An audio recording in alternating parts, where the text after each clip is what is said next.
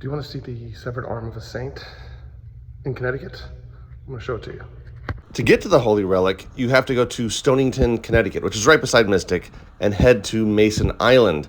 On Mason Island, which you can get there by bridge, you'll be stopped by a security guard because it's basically a gated community. But all you have to tell them is that you're headed to St. Edmund's Retreat. You'll then take another bridge to Ender's Isle. And Ender's Isle is completely owned by St. Edmund's Retreat. The island's small. You can see all the coasts by standing right in the middle of it. And inside the church is where you'll find the relic.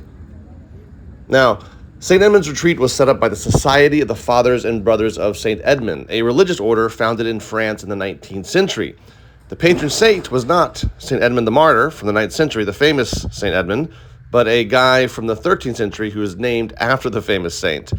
This guy, the guy whose arm we're about to see, became the Archbishop of Canterbury and ended his life in self-exile in France after fighting with Henry III and whoever was Pope at the time.